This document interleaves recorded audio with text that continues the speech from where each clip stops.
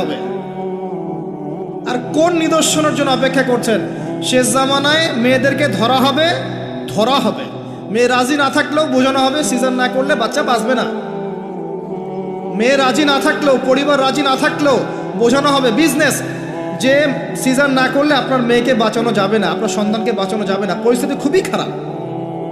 এমনভাবে brain wash করা হবে, ভয়ে বাচ্চা, মা বলবে হ্যাঁ করেন, সিজার করেন, বাবা বলবে হ্যাঁ করেন, কোনো সমস্যা নেই, জানেন। এবং এর পিছনে লাখ টাকা, 2 লাখ টাকা, 5 লাখ টাকা নির্দ্বিধায় খরচ করা হবে। Business, total business. একটা ক্রিটিক্যাল অবস্থা এক জিনিস, আর নর্মালি সবাই গণহারে সিজার করছে আরেক জিনিস। এটা টোটালি একটা ব্যবসা এবং পুরো মানব জাতিকে ধ্বংস করার প্ল্যান। এটা জুলুম, মেয়েদের উপর একটা জুলুম। শেষ জামানে হাদিস এসেছে যে আখিরুজ জামানে মেয়েদেরকে ধরা হবে, মানে মেয়েরা ধরা দিবে না, ধরা হবে, পেট কেটে ফেলা হবে, এর ভিতরে যা আছে ওকে বের করে ফেলা হবে। স্পষ্ট টাটকা হাদিস। কেউ দলিল চাইলে আমাকে নক করেন, আমি দিব দলিল ইনশাআল্লাহ। কোন সময়ের জন্য অপেক্ষা করছেন? এই সিজারিয়ান এই ট্রেডিশনটা আজকে থেকে 50 বছর আগে ছিল। আপনার দাদিরা কি এইভাবে সন্তান জন্ম দিয়েছে? তাদের 11টা বাচ্চা হইতো, 12টা 15টা বাচ্চা হইতো, আর আমার 1টা 2টাতেই সিজার লাগে। গরু ছাগলের বাচ্চা হয়, আমাদের বাচ্চা হইতে পারে না? সুবহানাল্লাহ, সুবহানাল্লাহ। ইভেন আমার ক্ষেত্রে এমন হয়েছিল। 12 ঘন্টার মধ্যে না করলে আপনার ওয়াইফকে বাঁচানো যাবে না। বললাম ওয়াইফ বাঁচবে, নর্মালি হবে, নর্মালি করবে। আমি যাই না মাঝে দাঁড়ানো, আলটিমেটাম সময় দিচ্ছে যে সময়ের আগে হবে না, সময় এটা পার হয়ে গেলে সিরিয়াস অবস্থা, মারা যেতে পারে, মরবে না, এভাবেই হবে, করান। এভাবেই হয়েছে। কি সমস্যা? মানুষকে ভয় দেখানো হয় এখানে। আমি এই কথাটা এই জন্য বললাম যে যারা পুরুষ আছেন আপনারা এবং যারা সন্তানের বাবা হচ্ছেন, আপনারা আপনাদের স্ত্রীদের জীবনটাকে এভাবে ধ্বংসের মুখে ঠেলে দিন না, ওদের উপর এত জুলুম করেন না। আল্লাহ পাক প্রাকৃতিক নিয়ম দিয়েছেন, এভাবেই বাচ্চা হবে ইনশাআল্লাহ। ক্রিটিক্যাল অবস্থা এক জিনিস, একটা ক্রিটিক্যাল সিচুয়েশন হয়েছে তখন আপনি করতে পারেন, সেটা আলাদা বিষয়। নর্মালি এমন একটা ট্রেডিশন বানাচ্ছেন কেন? ঘরে ঘরে সিজার, কি দরকার আছে? আশ্চর্য একটা ব্যাপার, আশ্চর্য। এরপরে দেখবেন আরো 2 বছর তাকে এই বোঝা বয়ে বেড়াতে হয়। যাই হোক, হাদিসের মধ্যে আসেন,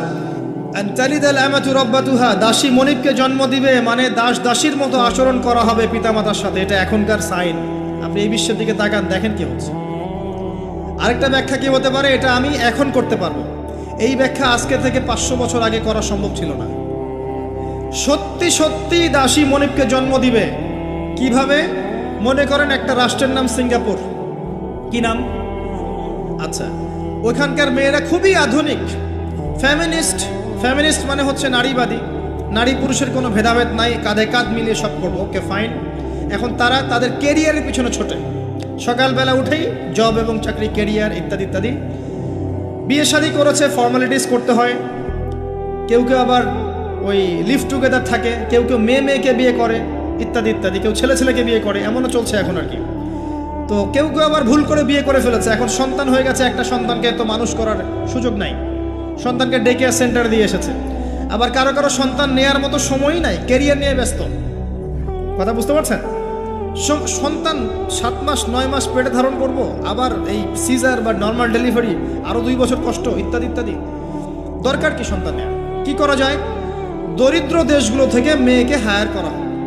যেমন দরিদ্র দেশ মনে করেন যে আমাদের ধরেন মালদ্বীপ বা আমাদের শ্রীলঙ্কা বা আমাদের আফগানিস্তান বা আমাদের অন্য যেগুলো দরিদ্র কান্ট্রি আর কি, ইন্দোনেশিয়া থেকে বেশি নেওয়া হয়, যেগুলোর মাথা পিছু অনেক কম। আচ্ছা, একটা দরিদ্র দেশের মেয়েকে নিয়ে এসে একজন পুরুষ স্পার্ম মানে শুক্রাণু, তার যে শুক্রাণুটা আছে, এই শুক্রাণুটা বিশেষ পদ্ধতিতে ওই মেয়ের ওই ডিম্বাণুর সাথে মিলিত করে ইনজেক্ট করা হয়। আমি কি বোঝাতে পারছি? একটু বোঝার চেষ্টা করেন। শুক্রাণুটাকে নিয়ে মেডিকেল সায়েন্সের এখন অনেক পদ্ধতি আছে, এর মধ্য দিয়ে শুক্রাণু ডিম্বাণুকে একসাথে একত্রিত করে গর্ভের মধ্যে রেখে দেওয়া হয়। এবার এখানে বাচ্চা কনসেপ্ট করে, আস্তে আস্তে আস্তে বাচ্চা বড় হচ্ছে। কার পেটে বাচ্চা বড় হচ্ছে? ওই গরিব মেয়েটা। আর শুক্রাণু কার? ওই বড় লোকের। কথা বুঝতে পারছেন কি? যার স্বামী আর স্ত্রী দুজনে ব্যস্ত, সন্তান নেওয়ার ফুরসত নাই, স্ত্রীর সন্তান নেওয়ার ফুরসত নাই, স্ত্রী ব্যস্ত কেরিয়ারের পেছনে, ফেমিনিস্ট। এবার 9 মাস এই মেয়েটাকে খুব ভালো মতো খাওয়ানো হবে, ফ্রেশ পানি খাওয়ানো হবে, ফ্রেশ খাবার, একদম তরতাজা একটা বাচ্চা চাই। 9 মাস পরে এই মেয়ে বাচ্চা খালাস করলো, সিজার হলো বা নর্মাল ডেলিভারি হলো। এই যে বাচ্চাটাকে জন্ম দিল এই মেয়েটা, গরিব মেয়েটা, এবার এই মেয়েটাকে কিছু ডলার দেয়া হলো। তুমি 9 মাস গর্ভধারণ করেছো, তোমাকে পারিশ্রমিক দেওয়া হলো, বাচ্চাটা আমাকে দাও, তুমি বিদায় নাও। এই মেয়ে পারিশ্রমিক নিয়ে চলে আসলো। এখন এই যে বাচ্চাটা জন্ম নিল, এই বাচ্চাটা কার বাচ্চা? দাসীর না মনিবের? কার শুক্রাণু আছে? এই হচ্ছে হাদিসের ব্যাখ্যা। এখন করতে পারবেন আপনি ব্যাখ্যা, আজকে থেকে 500 বছর আগে এই ব্যাখ্যা করতে পারতেন না, কারণ এই ফিতনা 500 বছর আগে ছিল না। এই যে দাসী তার মনিবকে জন্ম দিয়ে চলে গেল। নবী সাল্লাল্লাহু আলাইহি ওয়াসাল্লাম 1400 বছর আগে বলেছেন এমন একটা সময় আসবে দাসী মনিবকে জন্ম দিবে। চিন্তা করেন আর কতটুকু সময় বাকি আছে আপনার হাতে, আপনিই ভাবতে থাকেন। আমি তো বেশি বললে সমস্যা, হজম হয় না কিছু মানুষের। খালি চোখ কান বন্ধ করে খাও দাও ঘুমাও 5 ওয়াক্ত নামাজ পড়ো, ব্যাস এনাফ। যখন সমস্যা আসবে তখন দেখা যাবে, এমন ভাব মানুষের আর কি। মনে করেন যে চাঁদ এবং পৃথিবী আছে একটা এই যে গ্রহণের মধ্যে। এখন অন্য একটা গ্রহাণু আসছে পৃথিবীর দিকে, ধেয়ে আসছে। অনেক সময় দেখা যায় না খবরে, ধেয়ে আসছে গ্রহাণু, দেখা যায় না? ধরেন ধেয়ে আসছে এবং বিজ্ঞানীরা নিশ্চিতভাবে বললো যে আগামী 10 বছরের মধ্যে এটা লেগে যাবে, আগামী 10 বছরের মধ্যে এটা পৃথিবীতে এসে পড়বে, বা 10 ঘন্টা পর পড়বে, বা 10 মাস পর পড়বে, এমনটা বলে দিল বিজ্ঞানীরা। এখন আপনি কি করবেন? আচ্ছা যখন আসবে তখন দেখা যাবে, এত ব্যস্ত হওয়ার কিছু নাই, ঘুমাও খাও ফুর্তি করো, যেমন দিনকাল যাচ্ছে যাক, কোনো সমস্যা নেই। এখন আরেক দল মানুষ চিন্তা করছে ওই গ্রহাণুটাকে কিভাবে সরিয়ে দেওয়া যায়, সরিয়ে দিয়ে পৃথিবীকে কেমন করে বাঁচানো যায়। কারা বেশি স্মার্ট? ওরা সরানোর চেষ্টা করে না, ওরা বলে যে আমরা সরিয়ে দিব, ওখানে ধ্বংস করবো ইত্যাদি ইত্যাদি। আর কেউ বলছে আচ্ছা আসুক দেখা যাবে, সমস্যা নেই, মরতেই তো হবে একদিন, আসবে, সমস্যা কি। চমৎকার। তো এই যে একটা বুদ্ধিবৃত্তিক পরাজয়, এর ফলশ্রুতিতে আগামীর প্রস্তুতি নিতে পারবে না মানুষ। সাহাবায়ে কেরাম রাদিয়াল্লাহু আনহুম মসজিদে বসে একটা বিষয় নিয়ে কথা বলছেন, নবী সাল্লাল্লাহু আলাইহি ওয়াসাল্লাম পাশ দিয়ে যাচ্ছেন, জিজ্ঞাসা করলেন তোমরা কি নিয়ে কথা বলছো? সাহাবীরা বলছেন আমরা আলামাতুস সাআ নিয়ে কথা বলছি ইয়া রাসূলুল্লাহ, আমরা কিয়ামতের আলামত নিয়ে কথা বলছিলাম। সাহাবীরা কথা বলছেন কিয়ামতের আলামত নিয়ে, তাদের কোনো দরকার আছে কথা বলার? তারা তো জান্নাতে যাবেন সার্টিফিকেট প্রাপ্ত, তাদের কোনো দরকার আছে এগুলোর চর্চা করার? তারা চর্চা করছেন, আলামত নিয়ে কথা বলছেন। নবীজি বললেন শোনো, 10টা আলামত না আসা পর্যন্ত কিয়ামত হবে না, এত টেনশন নিও না। 10টা আলামত না আসা পর্যন্ত কিয়ামত হবে না। দাজ্জাল, ঈসা ইবনে মারিয়াম, ইয়াজুজ মাজুজ, আপনার দাব্বাতুল আরদ, আপনার 3টা ভূমিকম্প ইত্যাদি ইত্যাদি, এরকম 10টা আলামত আসবে, তারপর কিয়ামত হবে। তো সাহাবীরা যে বসে বসে কথা বলছেন কিয়ামত নিয়ে, তারা কি বুঝতেন না যে কি করা লাগবে ইসলামের জন্য, কি করা লাগবে না? নাকি আমি বেশি বুঝি? তারা কি জন্য কথা বলছিলেন? কারণ তারা আগামীর প্রস্তুতি যাতে গ্রহণ করতে পারে। কেউ যদি মৃত্যুর আলোচনা করে, পরকালের আলোচনা করে, শেষ জামানের কথাবার্তা বলে, আলোচনা করে, এটা কি এই কারণে যে মানুষ হতাশ হয়ে বসে থাকবে?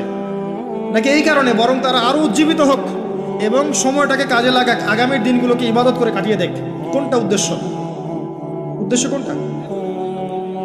কিছু মানুষকে বোঝানো যায় না, কারণ লাহুম কুলুবুন লা ইয়াফকাহুনা বিহা, কলব আছে উপলব্ধি করে না। ওয়ালাহুম আযানুন লা ইয়াসমাউনা বিহা ওয়ালাহুম আ'য়ুনুন লা ইউবসিরুনা বিহা উলাইকা কাল আনআম বাল হুম আদাল ফাউলাইকা হুমুল গাফিলুন। আমার আগের যে লেকচারার ছিলেন এই আয়াতটাকে তেলাওয়াত করেছেন না?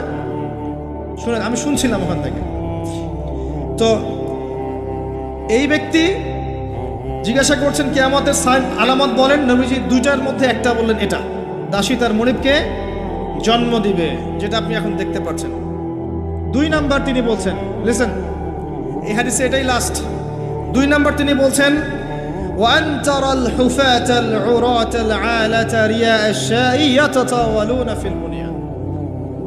যখন তুমি দেখবে যে সমাজের সবচেয়ে দরিদ্র শ্রেণীর মানুষ, যাদের পায়ে স্যান্ডেল ছিল না এবং গায়ে কোনো জামা ছিল না, পায়ে স্যান্ডেল ছিল না, কত দরিদ্র চিন্তা করেন, গায়ে জামা ছিল না, কত দরিদ্র চিন্তা করেন, এরা ইয়াতাতাওয়ালুনা ফিল বুনিয়ান, উঁচু উঁচু অট্টালিকা নির্মাণের প্রতিযোগিতা করবে, কম্পিটিশন।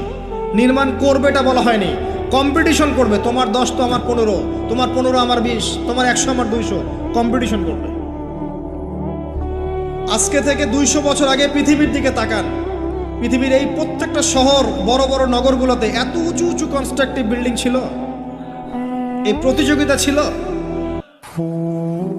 সুবহানাল্লাহ। আর কোন সাইনের জন্য অপেক্ষা করছেন? এখন আপনাকে বলি, যে ব্যক্তির পায়ে স্যান্ডেল নাই, গায়ে জামা নাই, সে কিভাবে এটা করতে পারে?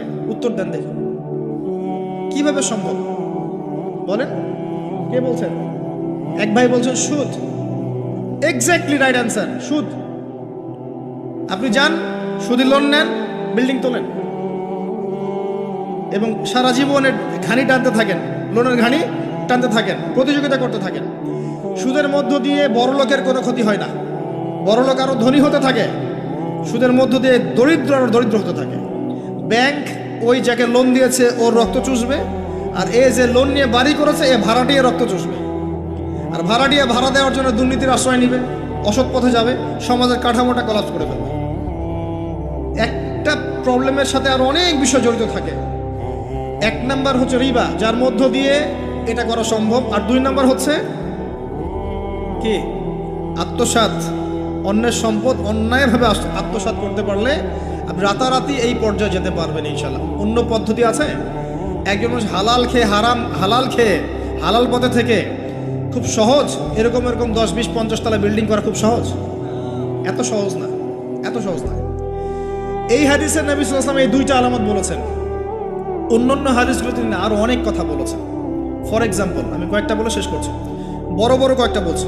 ফর এক্সাম্পল, শিরিক বেড়ে যাবে। কি বেড়ে যাবে? শিরিক বেড়ে যাবে। ভণ্ড নবীদের আগমন ঘটবে, সময়গুলো সংক্ষিপ্ত হয়ে আসবে। একটা বছর একটা মাসের মতো চলে যাবে, একটা মাস একটা সপ্তাহের মতো চলে যাবে, একটা সপ্তাহ একটা দিনের মতো চলে যাবে। সময় কি দ্রুত যাচ্ছে না? আপনি কি বুঝতে পারছেন সময় দ্রুত যাচ্ছে? চাঁদ দ্বিখণ্ডিত হয়ে যাবে। চাঁদ কিন্তু দ্বিখণ্ডিত হয়ে গেছে, চাঁদ দ্বিখণ্ডিত হয়ে গেছে। সূরা কমারের 1 নম্বর আয়াত পড়ে দেখেন। বেশি বেশি আল্লাহর গজব আসবে, মহামারী আসবে, ঝড়, জলোচ্ছ্বাস, প্রাকৃতিক দুর্যোগ বেশি বেশি আসতে থাকবে এবং এমন এমন সব রোগের আবির্ভাব ঘটবে যেগুলো কখনোই ছিল না পৃথিবীতে। এইডসের নাম মানুষ আগে শুনেছিল? HIV-র নাম মানুষ শুনেছে?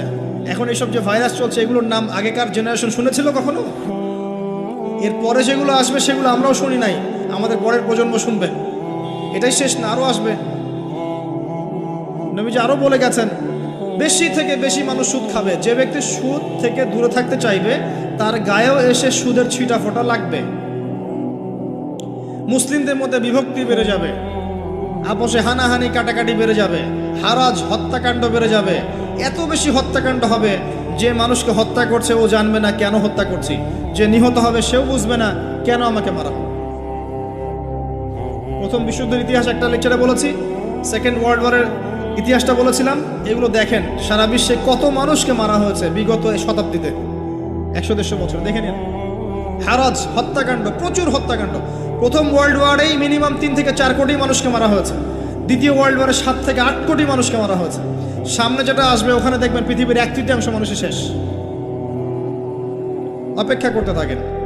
আরো বলেছেন জেনা বাড়বে, জেনা ঘরে ঘরে জেনা থাকে। আরো বাড়বে পরকিয়া, ব্যভিচার। আপনার পারিবারিক কাঠামো ভেঙে যাবে, সমাজের বন্ধন বলে কিছু থাকবে না, ভেঙে যাবে। এটা তিরমিজিতে আছে এই হাদিসটা। মসজিদগুলো হবে চাকচিক্যময়, হেদায়েত শূন্য। শেষ জামানে দেখেন মসজিদগুলো এক একটা তাজমহলের মতো, ভিতরে হেদায়েত নাই। ইসলামের খালি নাম থাকবে, মানুষ ইসলামের মূলনীতি থেকে সরে আসবে। কোরআনের খালি মাসহাফ থাকবে, মানুষ কোরআনের শিক্ষা থেকে সরে আসবে। মানুষ কোরআন পড়বে, কোরআনের মূল মেসেজগুলো, মূল নীতিগুলো ওর গলার নিচে নামবে না। হাদিস। মানুষ কোরআন পড়বে, কোরআনের শিক্ষাগুলো গলার ভিতরে ঢুকবে না। আছে না? এখন আপনি দেখেন কত মানুষকে দেখবেন কোরআন পড়তে জানেই না অর্থ কি জিনিস। আর যদি কেউ বলে অর্থ পড়ার দিকে উৎসাহিত করে, অর্থ পড়া উচিত, অর্থের দিকে যান বলবে, ওকে আবার বিতর্কিত করা শুরু করে দিবে। মানুষকে তো উৎসাহ দেওয়া দরকার যে আপনারা অর্থ পড়েন, তাহলে কোরআনের মূল মেসেজটা বুঝতে পারবেন। একজন আলেমের কাজ কি? মানুষকে কোরআনের মূল মেসেজটা শিক্ষা দেয়া, উৎসাহিত করা। আপনি তেলাওয়াত করলে তো নেকি পাবেনই, অবশ্যই প্রত্যেক হরফে 10 নেকি পাবেন, কিন্তু তেলাওয়াত করলেই কি অর্থ বুঝতে পারবেন? অর্থ না বুঝলে কি ভিতরের কথাগুলো হজম করতে পারবেন, শিখতে পারবেন? এটা বোঝার জন্য কি লাগে ভাই? সামান্য কমন সেন্স যথেষ্ট। নবীজি বলেছেন জেনা বাড়বে এবং নারীদের সংখ্যা বাড়বে, মেয়েদের সংখ্যা বাড়বে। মেয়েদের সংখ্যা বাড়তে থাকবে। এমন একটা সময় আসবে প্রত্যেক একজন পুরুষের জন্য 40 জন মহিলার দায়িত্ব চলে আসবে। স্ত্রী না ভাই, এত খুশি হওয়ার দরকার নেই, স্ত্রী কথা বলা হয়নি। 40 জন মহিলার দায়িত্ব চলে আসবে। আপনার মা, বোন, খালা, ফুফু সব মিলে দেখবেন 40টা ফ্যামিলি আপনাকে টানতে হচ্ছে, আপনি একজন পুরুষ। আস্তে আস্তে এগুলো বাড়ছে না? বাড়ছে।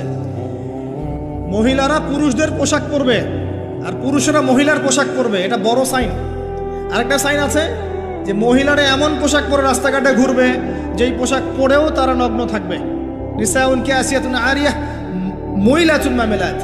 আখির জামানে এক শ্রেণীর নারী বের হবে যারা পোশাক পরেও নগ্ন থাকবে, অন্যকে আকৃষ্ট করবে, অন্যর দিকে নিজেও আকৃষ্ট হবে। আপনাদের এখানে এই ট্রেডিশন নাই? বলতে থাকলে ভাই রাত শেষ হয়ে যাবে, আমি আলোচনা গুটিয়ে নেওয়ার চেষ্টা করছি।